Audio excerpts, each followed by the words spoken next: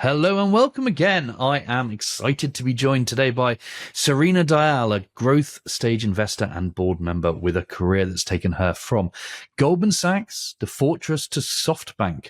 She's been working at the forefront of consumer tech, marketplace, and digital health. So over the past few years, she's sat on the boards of some incredibly innovative companies: Pixar, bringing AI-powered creativity to hundreds of millions; Standard Cognition, pioneering autonomous checkout; Roofstock, a managed marketplace that helps institutional investors buy and sell single-family rental properties; and Netrodyne, using computer vision for fleet telematics. So Serena's seen firsthand how AI is reshaping industries, and I can't wait to dive into that with her today. So Serena, again, thank you so much for joining us. Really, really pleased to have you on. I know you've got some really exciting things to talk about. We're always lapping up anything AI, so great to have you on. Thank you. Thanks so much for having me. No, you're very welcome. So I always start this off a little bit broad, just to kind of make it easy. Obviously we're talking a lot about AI today, but it's been around for a little while. How did you first get into AI as a kind of an idea or a mainstream way of thinking? Exactly. It's been around a long time. I think my first introduction to it was really more as a horizontal application as opposed to a sector.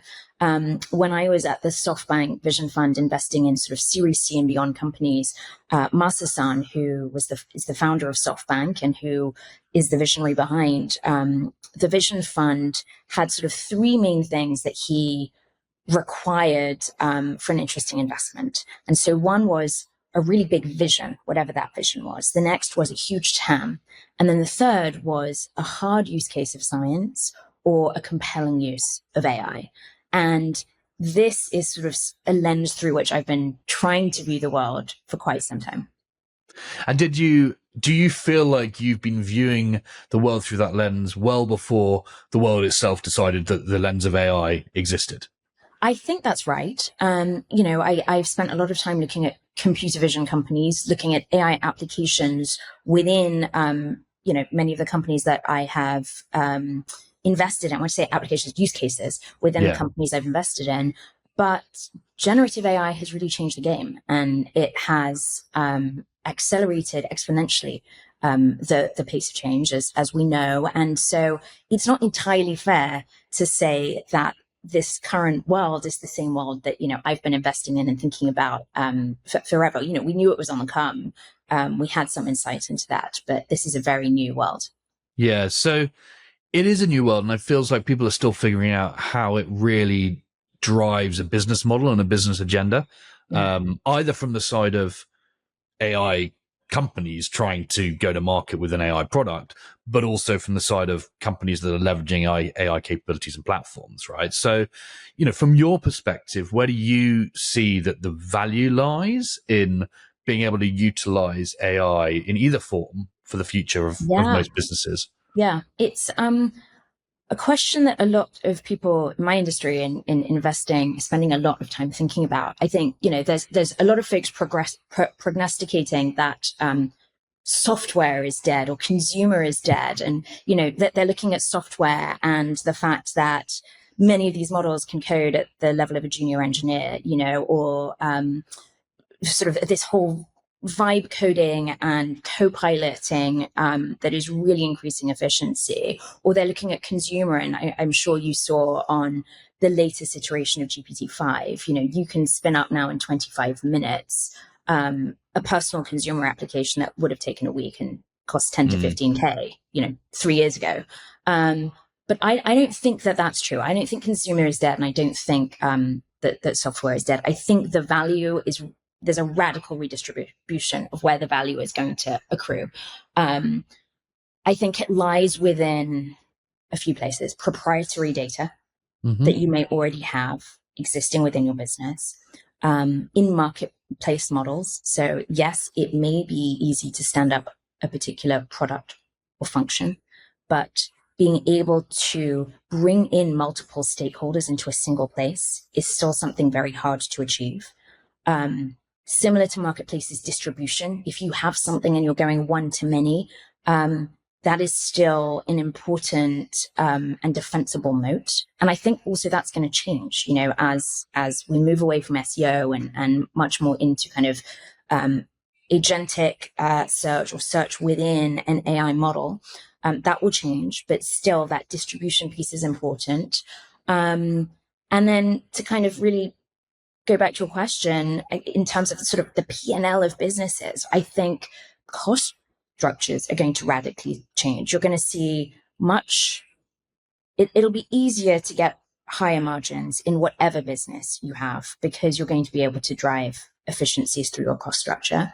And you'll probably be able to, in the startup world, get to billion-dollar companies with many fewer employees, at least at the outset. So I think there's a radical shift in terms of where value lies. And that's not even talking about marketing and the organization of that entire landscape and how that plugs into some of these businesses to their benefit or creating challenges. Yeah, I mean, it's one of the things that I've been thinking about a little bit recently is how this changes how AI changes the landscape for organizational structures. And something that we've all been trying to do certainly in my industry and in many companies for a long time is think about how we use much more of a skills-based approach to hiring individuals, such that, it's not about what you've got experience in. You may have someone who's extremely competent in communication who could either do sales or do marketing or do something else that's similar, etc. And we've never really nailed that in any way, shape, or form. We always go back to experience. And I'm curious to know, I'm going to test something with you here, and you can tell me it's a terrible idea, but I'm curious to know whether we're going to get to a point where essentially AI enables us to have an incredibly rich tapestry of understanding of individual skills and competent capabilities within the business, and that everything therefore that's done within the business is more on almost like a project or objective basis. And the AI will enable you to stitch together the competency, skills, and teams required to deliver on that. It's a kind of radical idea. I guess it creates quite a different hierarchy and structure and management. But, something like that, could you see the actual structure organizations being radically turned upside down? I absolutely see that. And with the power of AI to pass through data, and now provided you're able to capture those data points around skill sets, ideally in a more objective, not subjective way, right? So if you're ingesting 360-degree written reviews of your peers, I could see a lot of bias coming into that. Yeah. But if there was a way that you could objectively capture that data, yes. I think to sort of extend from this, in addition to skills, I think mindset is going to be incredibly important. Yeah. And, I see this myself when I'm prompting in GPT. The ability to execute now has become so much more cost efficient, and there is so much more that you could do. I actually made a little consumer app last week when the model came out. I couldn't have done that previously, and so I can now do things more easily. But the challenge for me was, I wanted to play with it, was figuring out what little consumer app am I going to make for myself. And so I think we're going to need a workforce that is very creative, that has an open mindset, and is really agile and adaptable switching between different projects. I think the models, just inherently in the way that they have been built, will be able to, at least the large language models, let's table small language models, will be able to effectively put together something generic that is based on what it has seen before. But you will now be able to create things that you've never imagined before. And so, a game I like to play is, especially in when talking to companies, is, okay, what are you trying to do? Well, what are your approaches? And generally you get 1, 2, or 3. And then now it's like, well, let's think about what are the top 7 approaches. And 4, 5, 6, and 7 might be wild and they might be completely out there, but now some of those things are actually possible. And so it's being able to have a person, an individual in a seat who can think beyond approach 1, 2, 3, beyond the supremely practical and towards the much more creative, lateral thinkers, who are open-minded, because those now 4 to 7 might actually be achievable. No, I'm 100% with you. I think the skill is curiosity. That's going to be the key skill, right? The ability to extend your thinking beyond your current knowledge set. Because as you say, like, we have to get into a framework of the art of the possible, not the art of what we know.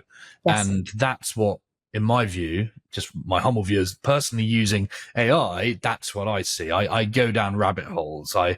Every time something happens, I think, well, I wonder what AI would think about X, Y, or Z, right? Now, I will comment on ChatGPT 5, however, and say that I was really disappointed with the agentic operator, because it just kind of like, moved around its cursor on a website and then eventually kind of crashed every time. So, but anyway, I'm sure they'll fix that. I think people, in general, were disappointed. I think in the few days since it's been released, I'm sure, I already feel that it's improved.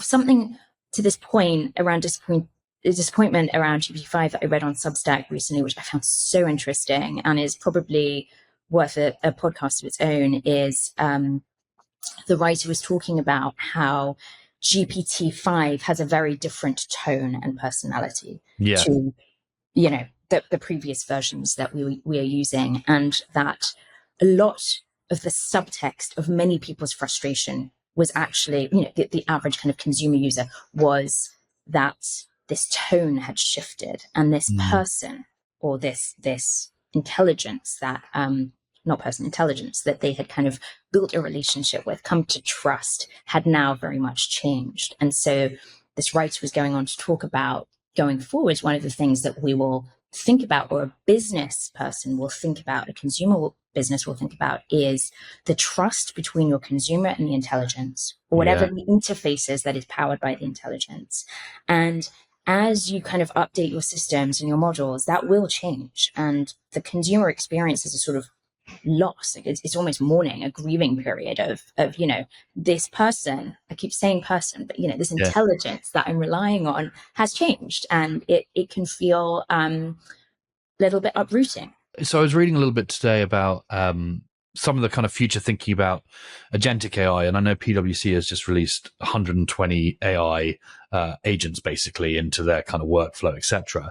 And interestingly, like, we're going from single agents to multi-agent environments, right? And so one of the things I think about when you talk about the personality and the changes and all that is some of this actually getting us towards a point where, for the most part, agents are talking to agents, and we're just the first step in a long chain of conversation between multiple agents, and therefore the personalities that matter are less about us and then the first point of contact, but more about the actual models and or agents and how they interact with each other.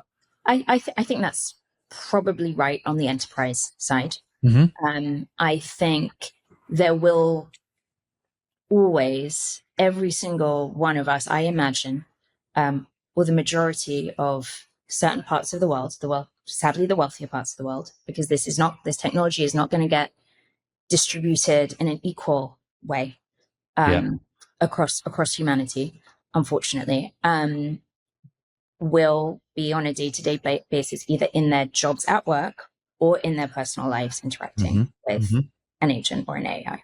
So I think what you're saying there is, therefore, it's certainly in a personal capacity, the relationship between the individual human and the intelligence. Yeah. If you're using it as a co-pilot for your work, and you experience subtle shifts in the way it is delivering you information, or it is kind of taking on its agency of what you have asked it to do, I do think that kind of raises this question of trust, which is integral. It's like at the crux of the human AI interaction. How different is that from, if we talk about it in a professional environment, from the relationship between a manager and the employee? I think it's in many ways similar. It's not, it's not a perfect overlap, but it's in many ways similar. But it's, I think about some of the brilliant people I've worked with, and you come to rely on their counsel and guidance, and then one day they come in and they have a different personality. I mean, how unnerving would that be? Yeah, and I agree with that. And I think it's also brings up the point about challenge, and the reason I make the reference to manager employees, because for that relationship to work well in both ways is that for there to be a healthy amount of challenge, right? Yes. And so I think, therefore, within this kind of human to AI intelligence, or whatever interface, there needs to be a healthy amount of challenge. And if you don't have that level of trust, you don't know how they're going to react, particularly if they're agentic and they're actually going off and doing stuff. that is a sort of this meta problem, right? Because Yeah. the AI and the agent is ultimately trained to serve you.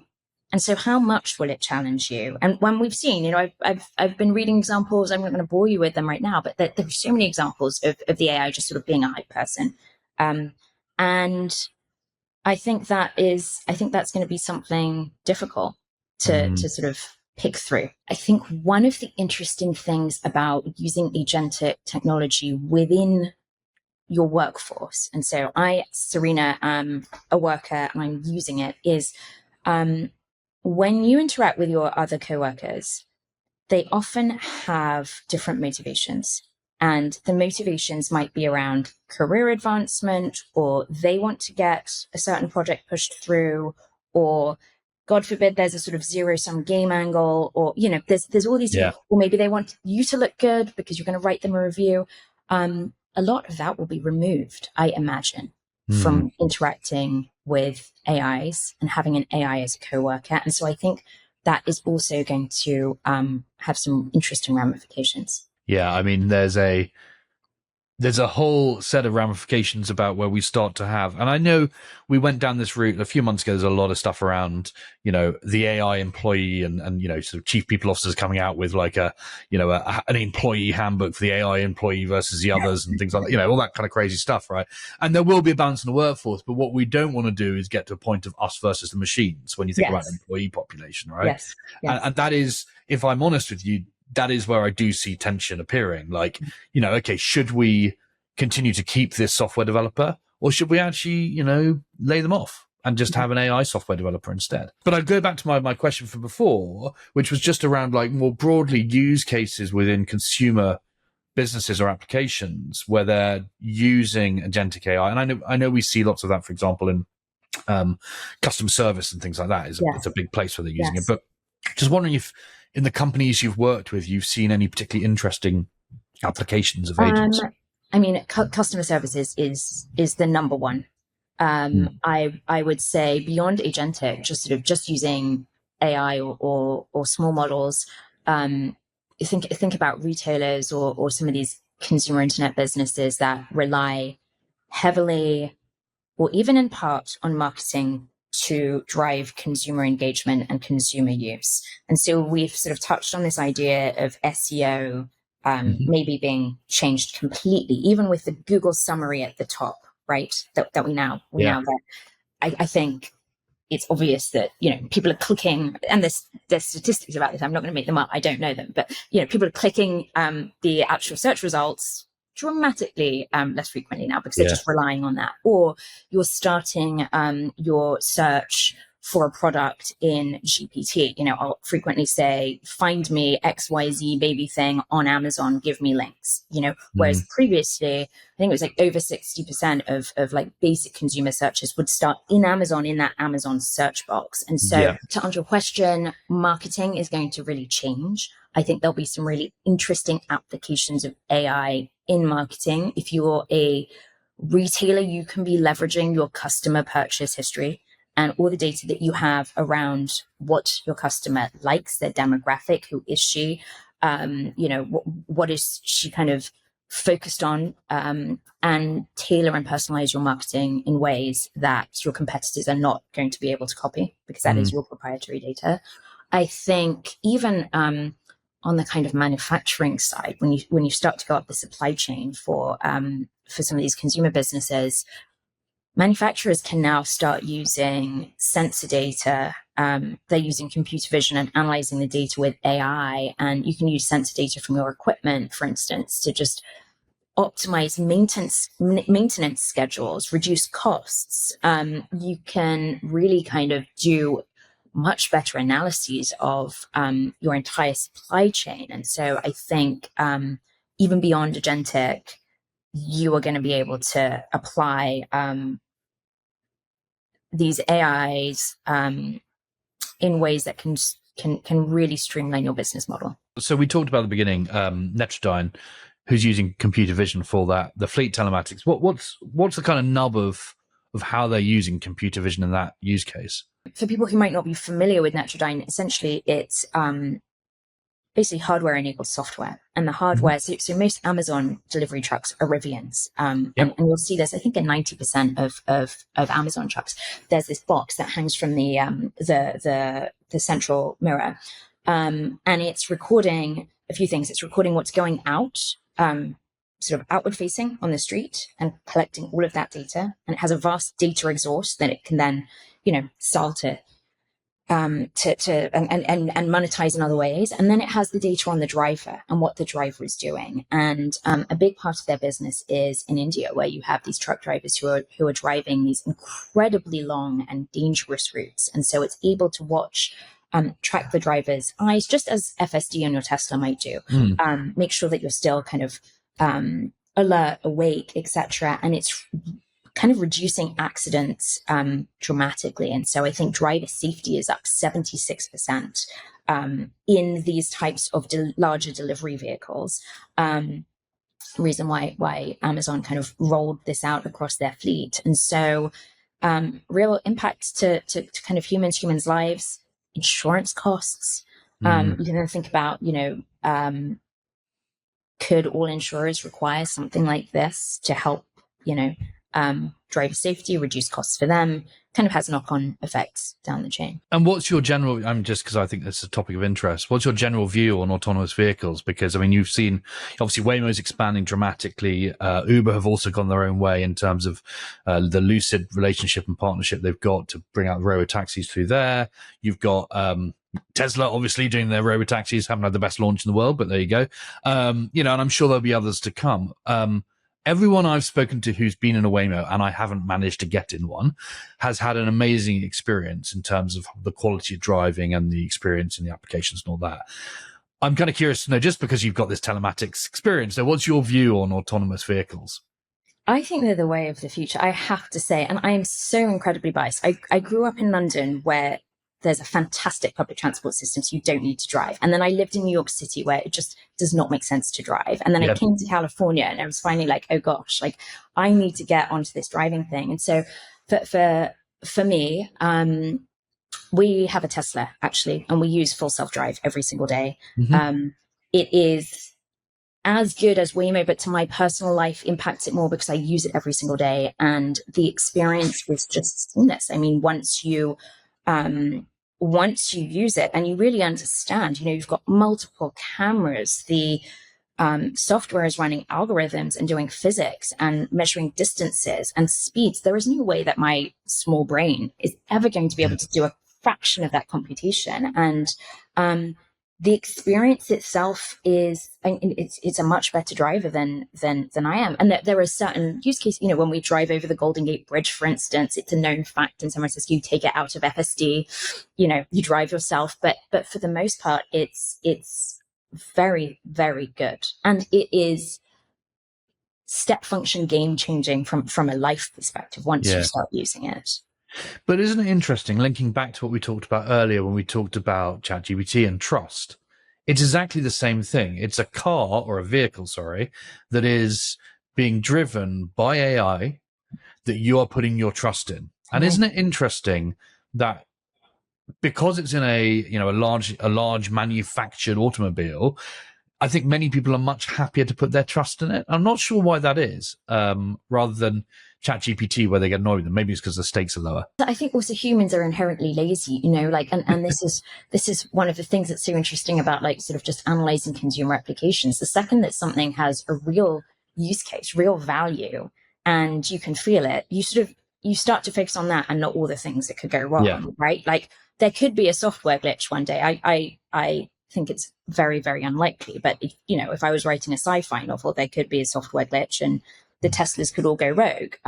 But that's not really once you start to really feel the impact and the value it kind of that accrues to you as a user, your cost benefit analysis really shifts in favor of the great technology. Yeah.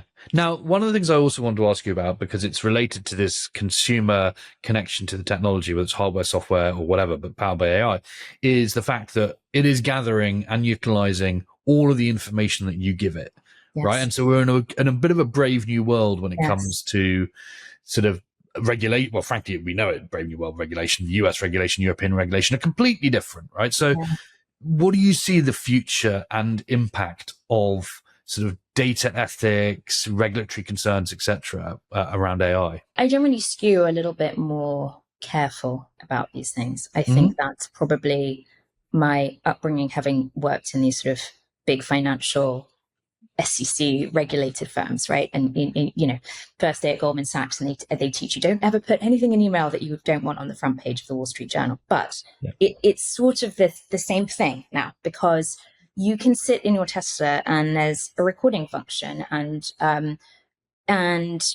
it can pick up on, maybe it doesn't track what I'm saying, but it can sort of see what my mouth is saying. You're on Zoom now, and there's the AI note taker, and you get off, and there's already been incidents of Zoom recording kind of the chit chat before the client has gotten on the Zoom, and maybe it wasn't the most tasteful chit chat or the most, put the client in the most flattering light, and then boom, you shut the Zoom, and those notes get sent out. So there's room for snafus. There's certainly room and for us to start thinking more carefully within organizations about how we kind of tailor to that. But also there is, you think about it, that how much data do you want on yourself or your business to be out there? I think there's a reasonable amount, and then there is an unreasonable amount. In my mind, every single Zoom conversation I have, I don't know that it necessarily needs to be recorded. I think it's something that companies need to be thoughtful about. I think inherently there is a lot of lobbying on various different sides to hold off on AI data sort of ethics, privacy, confidentiality regulations. That is being sort of pushed out. But in the meantime, I think it's very important for organizations and exec teams to start thinking about, well, what are our driving principles around this? What policies should we have in place? Just to sort of protect us, to protect our employees, to protect our, very valuable product services that we're putting out there. But I guess some of that also relates to ownership of the data, which previously was very difficult to kind of attribute. And it was, we're a company and we've gathered data on someone. And like in reality, like it's their data, but they don't really know what their data is. And you've got GDPR, which has kind of tried to allow you to access it, etc. But it strikes me that in a world where AI can know and see all the data, the use case that I've seen about people having access to and knowing exactly what data is known about them by all companies, and almost taking a step further, being able to monetize it, it actually feels like it could be a reality now. And I know there are companies that are trying to do this. What's your take on that? Because if you do that, you kind of, if you put control into the mix, then you don't have to have overbearing regulation to say a company must act like this. It's like, well, the company acts based on the contract it has with the owner of that data. Yes. And so I think it opens up a tremendous amount of opportunity for companies, as they think about the ease of personalization, the ease of personal marketing, being able to flag the right product to the customer at the right moment. I think that's very interesting. Now, the other thing I just wanted to ask you about as well is, with AI, right, we talked about from a skills perspective, you can transcend kind of different skills, and what used to be siloed in one way now could be much less siloed because AI is able to crawl all over the place. It's able to allow you as an individual to use it to find information and go out and take stuff and create a framework for the answer. My thought is that perhaps that translates into a broader environment for companies as well. So, there's obviously the concept of sort of co-opetition, right? Like, could we see companies pooling resources and information in a very structured way that they can draw from, to make themselves, as an industry, let's say, much more effective, even though they're leveraging some competitor data? Do we see other types of institutions or organizations, that are maybe non-profit or not working in the commercial sector, sector? Any of those types of use cases? I think that's incredibly powerful and a really interesting point. Certainly, we could sort of debate competitive dynamics between similar companies in an industry, but certainly around things that they all care about. So I did some work in the in one of the companies that I didn't invest in this company, but I ended up serving on the board of it, was a structured meat company. And a lot of the companies in this space are, from a regulatory and safety perspective, grappling with the same issues. And so, okay, yes, their products may be competitive, but there are some baseline things, and it's really education to the consumer and education to the government that this is important, that it's safe, etc. And you could collaborate on some of that stuff very easily now with the ability of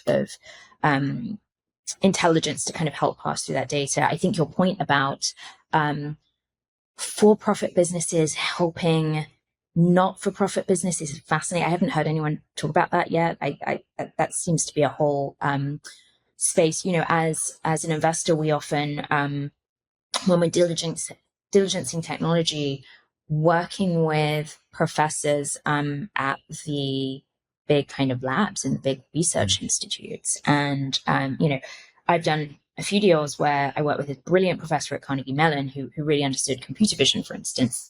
There's no reason that companies, whether they're legacy industries or startups, should not be working with academic research labs and or the kind of smaller scale startups in this space, because that way they can kind of test out algorithms together. They can help shape some of this technology. You kind of, as an extant company, you get early access to what's on the come, and you can then make strategic business decisions knowing what might be coming. Even just the act of exploring what that might be, exploring the landscape of these are the kind of academic institutions, or these are the research labs, these are the startups that are very interesting to some aspect of my organizational workflow. Even just that exploratory process is going to give you a lot of insight as to kind of where your structural kind of weaknesses are, where you need to be defensive, where you need to really go on the offensive, because actually maybe you have something that they don't, you probably have the data that they need, whatever that is. Yeah, and it comes back to curiosity again. Yes. Right, which is that's how to look at those use cases you weren't expecting, etc. So now I was sort of coming to time here a little bit. So I thought just my final question I'd like to ask, and it's an entirely unfair question because I know I couldn't answer it. I'm hugely bullish on AI. It sounds like you are, but what is it about AI that most excites you for the future? I think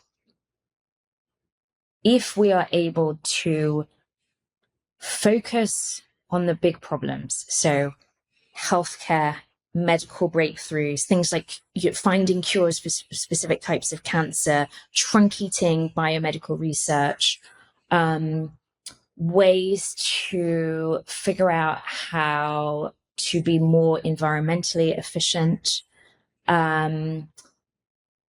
thinking about educating the world, how we can feed the world. A lot of these are problems that exist in the physical world, but that can be solved with AI. Unfortunately, oftentimes the lead time to work on those products is longer than what a general capital allocator is willing to allocate capital against. And generally it needs some sort of partnership between government and enterprise. But I do think there is real value. If we can have the resolve to work on those problems, it's immense what we could achieve for humanity. That's a great answer from an investor. Humanity. I like that. And I think it's so true. I'm 100% in agreement, right? For the first time, we can now do the projects that were too expensive to do before, or we might be able to. A friend of mine runs a business called BioOptimus, which is doing, AI, for basically for biology and genetics and all these sorts of things. And those applications are just incredible. I mean, even when you look at, and this might be a sore topic, even when you look at, the COVID vaccine and stuff, AI was the only reason we got to the development of those vaccines within whatever it was, 180 days. Now you can argue whether you like that or not, but the fact of the matter is, it is supercharging those industries that are public health, public good, and humanity good. So it's been A real pleasure, Serena. Like, I could honestly, I think we need to do a part 2 on this because this has been fascinating. It's been such a pleasure to have you on. There's loads of things that I think we could have covered which we didn't, but I really appreciate you coming on, and excited to hear what the next stage brings for you and the next sort of batch of companies that you're looking at. Thank you so much. It's always a pleasure chatting to you. And I think we will do a part 2. Maybe it won't be recorded, but the conversation will continue. Good stuff. Well, thanks again, Serena, and hope you enjoy that next stage. Thank you so much.